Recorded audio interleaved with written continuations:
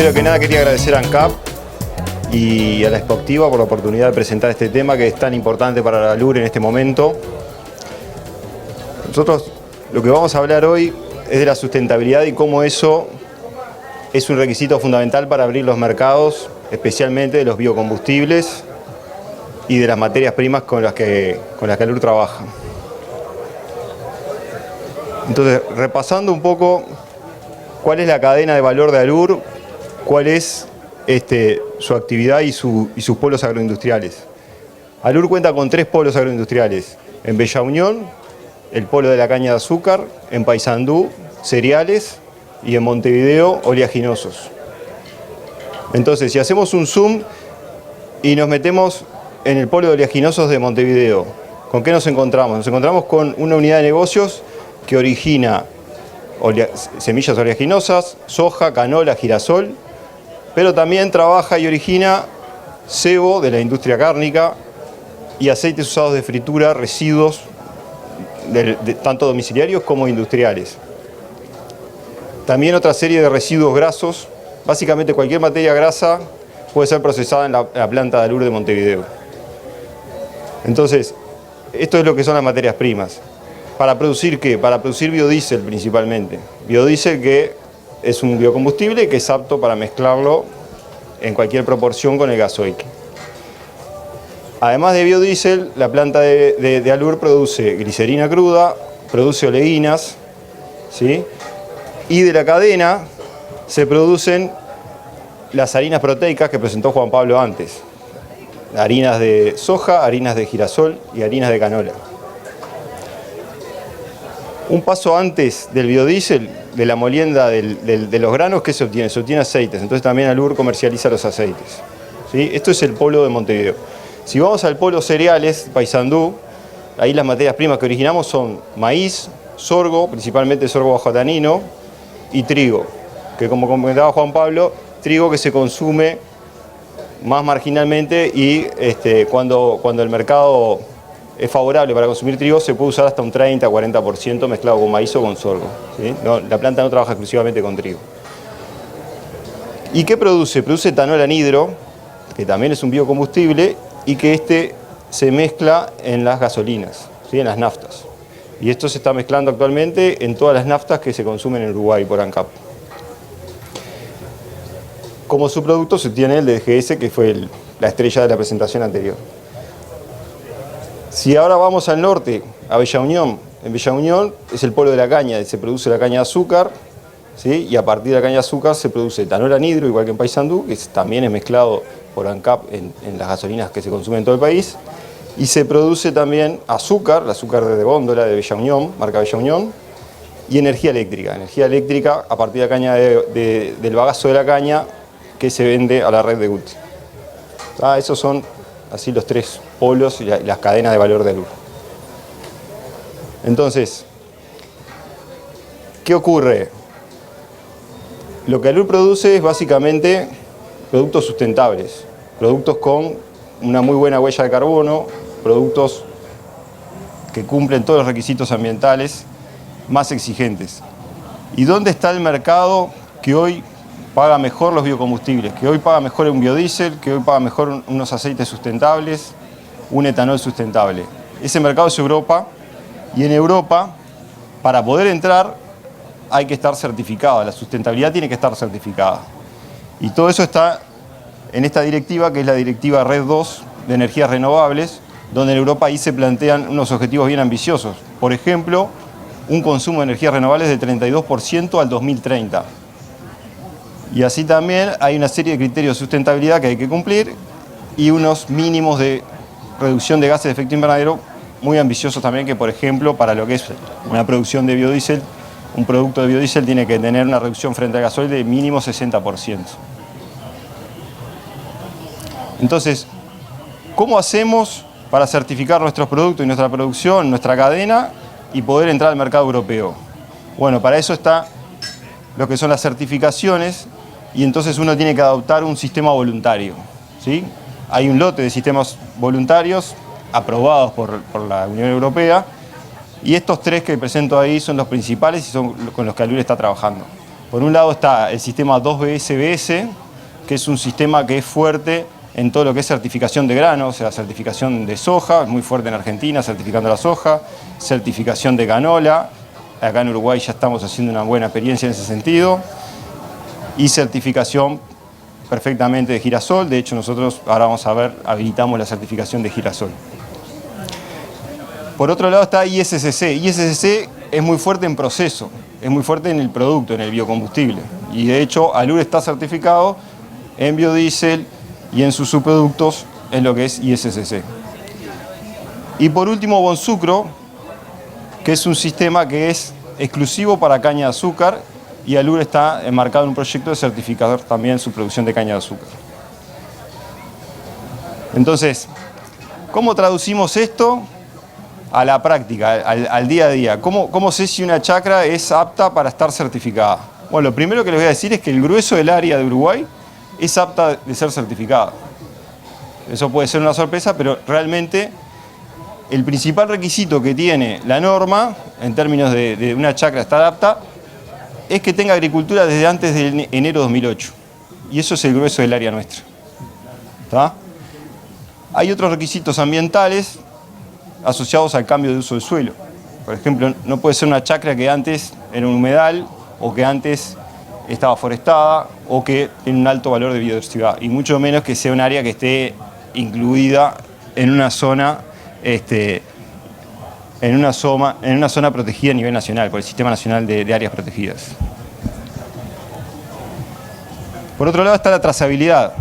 Toda la cadena tiene que ser certificada su trazabilidad, y ahí es muy importante lo que es la cadena de custodia, lo que son los remitos tienen que estar completos, los remitos tienen que incluir algunas cosas que no incluyen los remitos normales.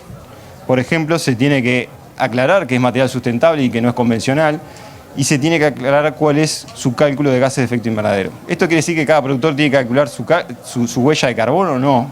Esto quiere decir que, por ejemplo, Alur, en el paraguas de su certificación y con todas las chacras mapeadas, tiene calculada la huella de cada una de esas producciones. O sea, el plan de canola, bueno, Alur sabe, esta canola viene de Palmira, de donde sea que viene, tiene esta distancia, tiene esta huella estándar de carbono, y eso así entra al sistema, y eso ya viene detallado en el remit. ¿Sí? Entonces, nosotros registramos todas las entradas, y luego la auditoría, ¿qué hace? La auditoría ve que pueda trazar todo. Un contrato de una chacra con una producción, y lo pueda trazar hasta la planta de Alur y decir, sí, este camión, ok, entró como sustentable, es de este contrato y cumple todos los requisitos, que ahora vamos a ver cómo salvamos ese pasa o no pasa de estos requisitos. Otro tema importante es que el productor debe firmar una declaración. Entonces, ¿cómo tiene la confianza de firmar esa declaración y de lo que dice ahí está ok? Bueno, eso también es algo que lo chequea Alur, como vamos a ver ahora. Entonces le da un informe al productor con las condiciones de su chacra y con el cumplimiento de su chacra para que pueda firmar con tranquilidad esa declaración. Y otro tema muy importante es que estas chacras tienen que estar georreferenciadas. Entonces, en los contratos, Alur tiene que contar con los KMZ. Esto es lo que pasa en todos los planes que nosotros hacemos, ¿no? Canola, girasol, el sorgo también. ¿Cómo analizamos si cumplimos o no esos requisitos? Bueno, ahí vamos a la herramienta del análisis satelital. Entonces, ¿qué hacemos? Vemos una imagen satelital de la chacra antes de 2008 y vemos una actual. Entonces, sabemos si ahí hubo un cambio en el uso del suelo. Y luego se analiza la huella espectral, y de ahí se va chequeando todos estos puntos en términos de cambio de uso del suelo, en términos de que no sea un suelo donde hay una forestación, rico en biodiversidad, etc. Bueno. Otro aspecto importante de la norma, y que de hecho ya era parte de los planes de Alur, es cómo monitoreo la chacra, cómo monitoreo la evolución de la siembra, de la cosecha, cómo monitoreo el potencial de rendimiento y cómo voy estimando eso. Y para eso nosotros trabajamos también con un seguimiento satelital, donde mapeamos todas las chacras. Estas, por ejemplo, son todas las chacras de nuestro último plan de canola, y donde con un análisis semanal y mensual vamos sacando reportes y tenemos nuestro tablero de control, donde podemos ver un reporte por productor, un reporte por chacra, un reporte por cooperativa, y en definitiva podemos ir estimando, a partir de la biomasa, podemos ir estimando el rendimiento. Estos modelos se van calibrando zafra a zafra y hoy estamos en un nivel de certeza importante. ¿En qué punto estamos en términos de la certificación? Pues esto es algo reciente, es algo nuevo para nosotros también. Hoy estamos muy bien. Podría decir que en tiempo récord hemos certificado toda la cadena de oleaginosos. Tenemos certificado desde la producción en campo con 2 BS, donde está certificado el plan de canola, están certificados, o tenemos la posibilidad de certificar girasol y soja en la entrada en la planta de Montevideo, y tenemos certificado también bajo el modelo ISCC la chacra de canola. Y además tenemos certificado todo el proceso bajo el modelo ISCC, de la producción de aceites, la producción de biodiesel, los productos y subproductos de la planta de biodiesel, como son las glicerinas, las oleínas, el aceite usado de fritura. Tenemos certificado comercializar las materias primas o comercializar con certificado los productos. O sea que hoy tenemos toda la certificación de la cadena y eso nos habilita a entrar a Europa. Y de hecho es lo que estamos haciendo. Ya vendimos un primer lote de biodiesel a Europa, que se va a descargar en Rotterdam, que se carga el barco ahora en 10 días. Ya vendimos aceites, que ya se cargó, en Reyes se cargó el primer barco. En abril tenemos otro embarque grande de aceite de canola. O sea que esto ya está dando sus resultados y rompimos esa barrera de entrada al mercado europeo. Entonces, ¿cuáles son los desafíos que estamos hoy y que se nos vienen? Uno, lo que les comento, abrir los mercados y concretar las exportaciones. De hecho, está funcionando, hay que darle una continuidad, hay que seguir desarrollando estos mercados. Europa, producto sustentable, no hay alternativa. Si no tiene papeles, no entra.